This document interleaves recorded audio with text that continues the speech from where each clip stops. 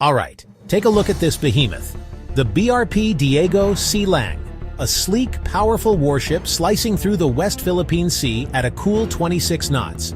She was commissioned just last month, bristling with missiles and a radar system so advanced it can track 200 targets simultaneously.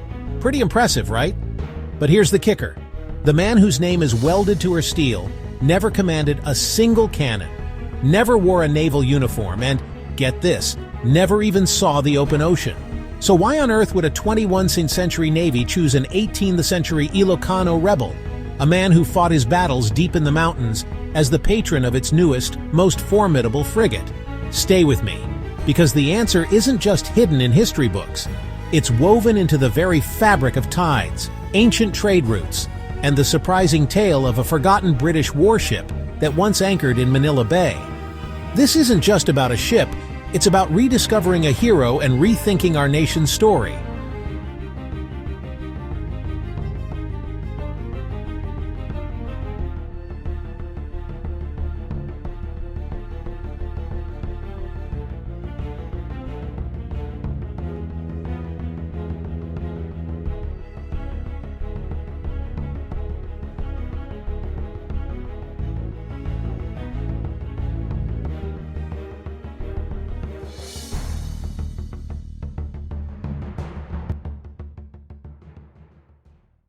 Most of us probably remember the basic sketch from grade school civica.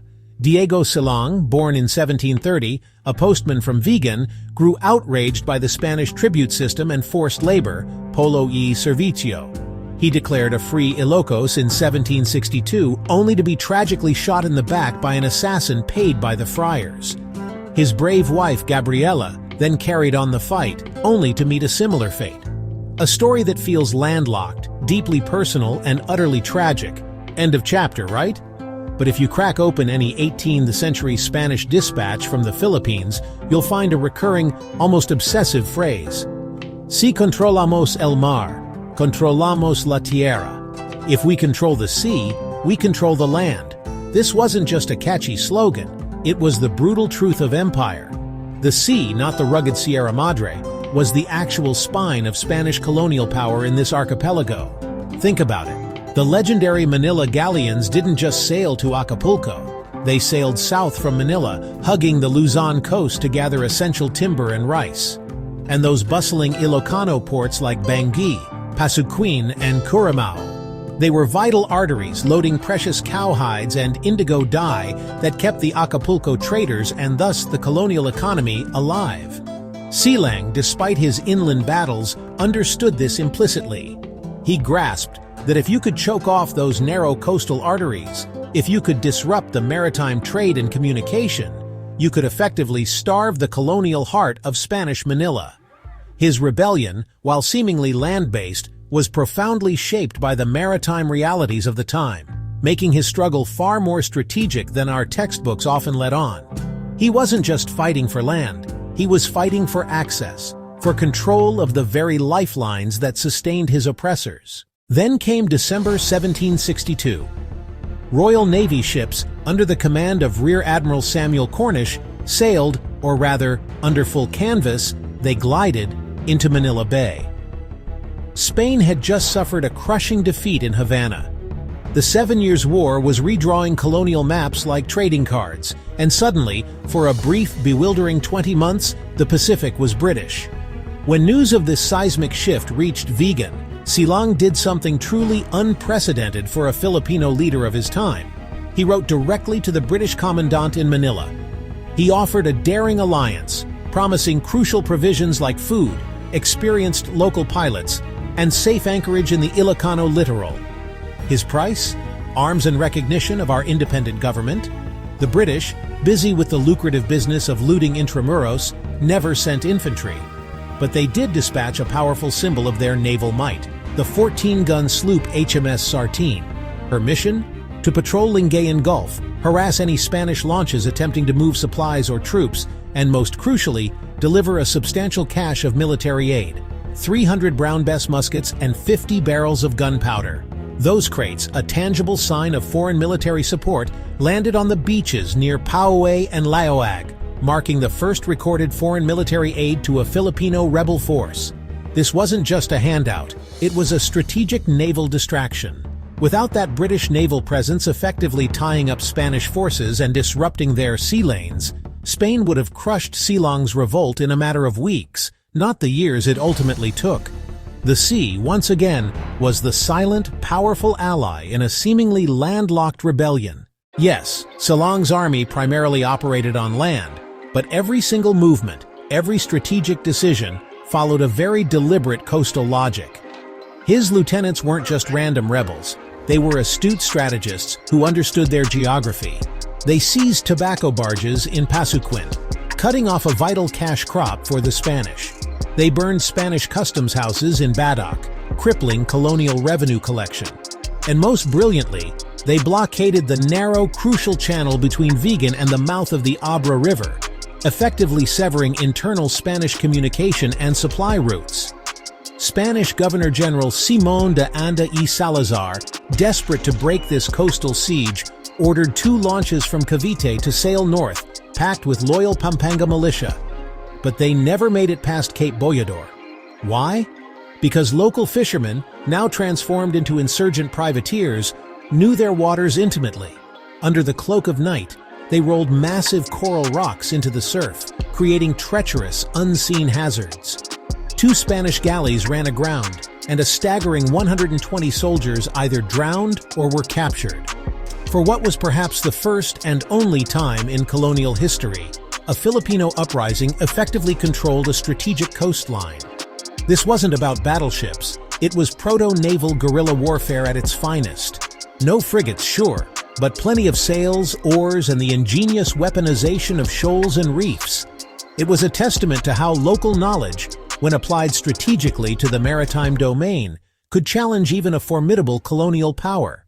The assassination of Diego Silang is often painted as a simple act of betrayal, but the truth, like the ocean, runs deeper and carries the distinct smell of salt. Miguel Vicos, the mestizo gobernadorcillo who pulled the trigger, wasn't just a disgruntled local official. He had relatives whose indigo shipments, a critical export, were rotting in warehouses. Why? Because British patrols, inspired by Silang's alliance, were effectively stopping Spanish merchantmen from reaching Manila. For Vicos and his kin, the message was clear: end the revolt, open the sea lanes, save the family business. Church historians might insist the murder contract was sealed in the solemn confines of the Magsingal convent, but the money trail, if you follow it carefully, doesn't lead to a dusty sacristy. It leads directly to a small schooner anchored off Vigan, owned by a Chinese Filipino trader who was known to be supplying the Royal Navy with rice. And guess what they found in Vicos's coat after the deed was done? Silver coins, unmistakably stamped with King George's bust, coins that only a British paymaster would possess. The sea, with its complex web of trade, alliances, and economic pressures, reached into Silang's death as surely and profoundly as it had fueled his uprising. His end, like his struggle, was intrinsically maritime. Fast forward 263 years. The Philippine Navy signs a monumental 600 million peso deal with Hyundai Heavy Industries for 2 cutting-edge missile frigates. The first, quite fittingly, becomes the BRP Jose Rizal, honoring our national hero and the intellectual revolution he sparked. But the second, that one needed a name that resonated with something different: archipelagic defense, grassroots resistance, the rugged spirit of the northern Philippines.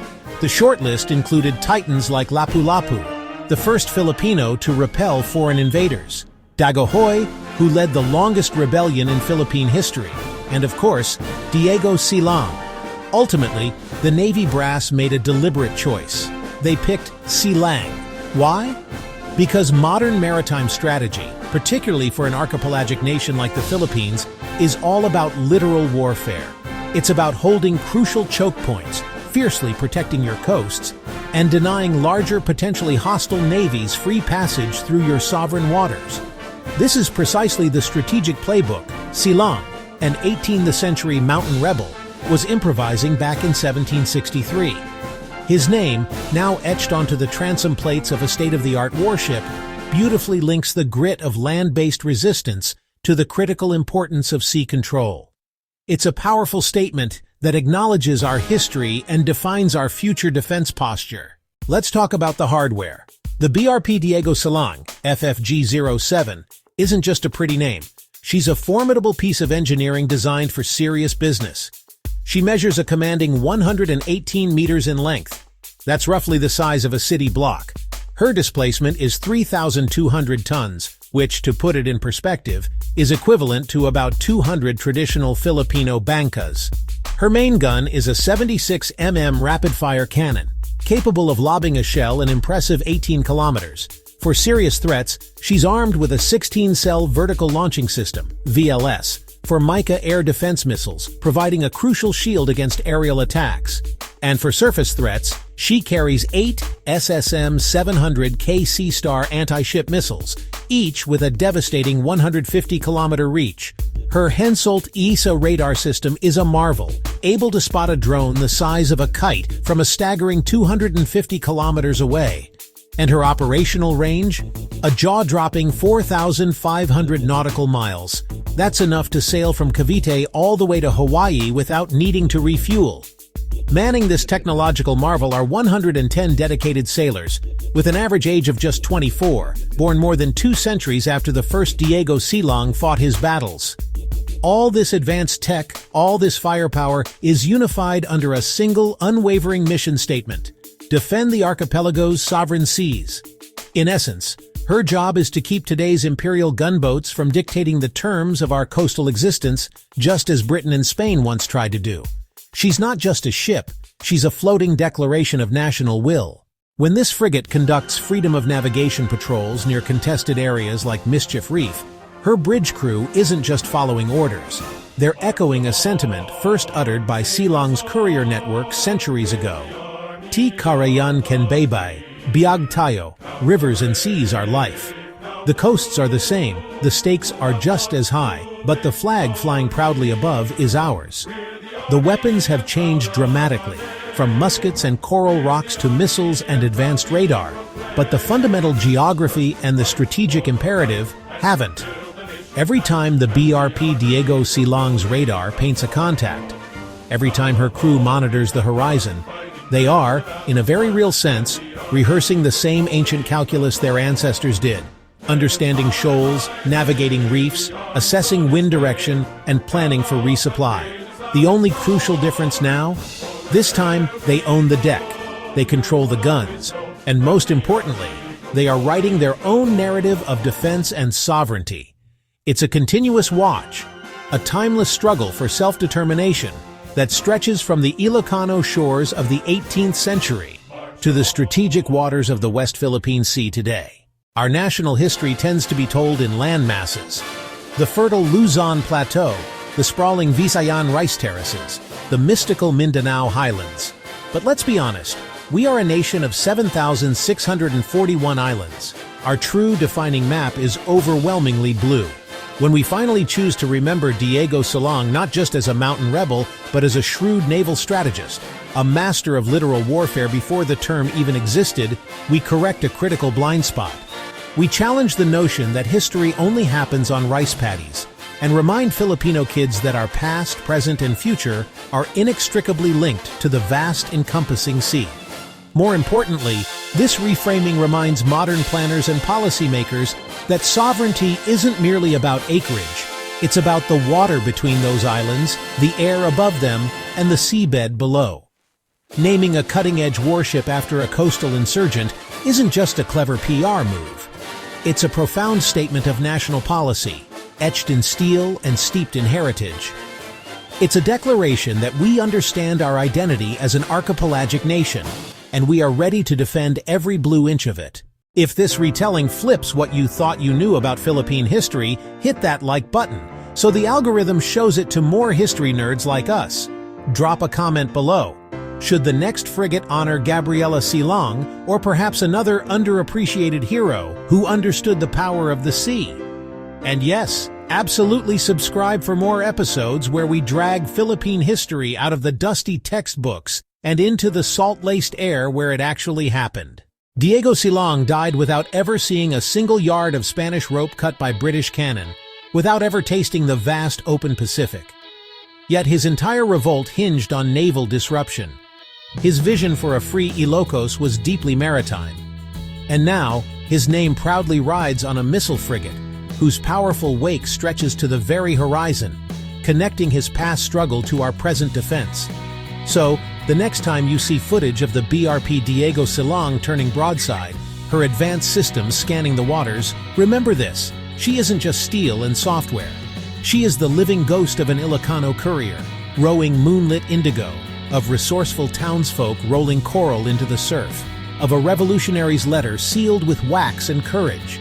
The revolution that began on horseback, fueled by grievances on land, eventually found its ultimate expression on fiberglass and steel, because in an archipelago, every fight for freedom, every struggle for sovereignty, eventually meets the sea.